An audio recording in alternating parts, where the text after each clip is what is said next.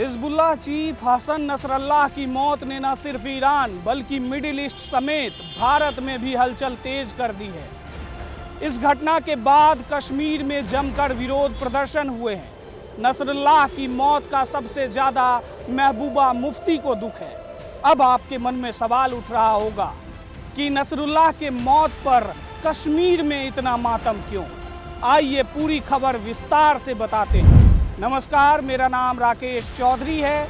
आप विस्तार न्यूज़ देख रहे हैं। इस हफ्ते इजराइल ने लेबनान में कई हवाई हमले किए जिसमें हसन नसरल्लाह को निशाना बनाया गया। शिया मुसलमानों के बीच खास रसूख रखने वाले नसरल्लाह को लेकर बड़ी शोक की लहर देखने को मिल रही है।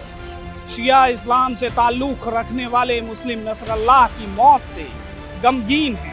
नसरल्लाह की हत्या के बाद कश्मीरी घाटी में सैकड़ों लोग सड़कों पर उतर आए हैं। यहाँ पीपुल्स डेमोक्रेटिक पार्टी यानी कि पीडीपी की प्रमुख महबूबा मुफ्ती ने भी इस घटना पर प्रतिक्रिया दी।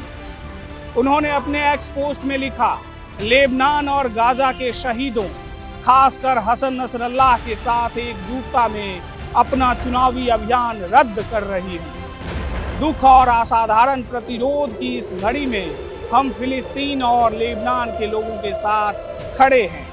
मुफ्ती के इस फैसले से उनकी लेबनान और फिलिस्तीन के प्रति संवेदनशीलता दिखाई देती है। हालांकि बीजेपी ने भी अब मुफ्ती से सवाल पूछ लिए हैं। क्या कह रहे हैं बीजेपी नेता, जरा सुनिए। उसकी मौत पर महबूबा मुफ्ती को इतनी तकलीफ क्यों है?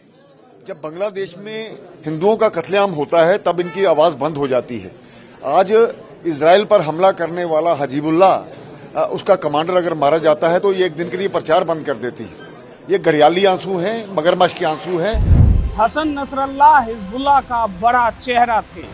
उन्हें शिया मुसलमानों के बीच खास समर्थन हासिल था। इसी वजह से शिया समर्थकों के लिए उनकी मौत किसी बड़े झटके की तरह है। हालांकि ईरान ने नसरुल्लाह के मौत का बदला लेने की कसम खाई है।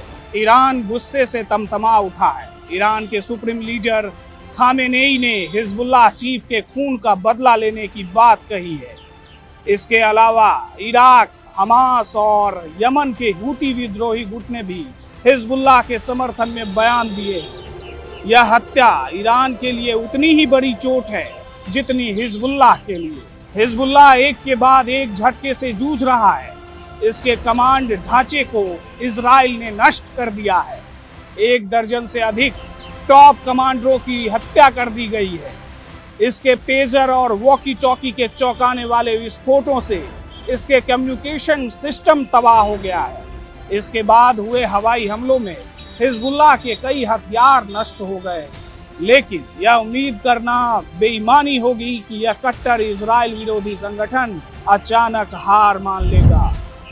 इस घटना ने न सिर्फ इजराइल और ईरान के बीच तनाव को बढ़ाया है बल्कि कश्मीर घाटी में भी एक नई राजनीतिक बहस को जन्म दे दिया है।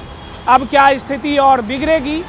यह सवाल हर किसी के जहन में है। इस मामले में हम आपको और भी जानकारी देते रहेंगे। तब तक बने रहें हमारे साथ।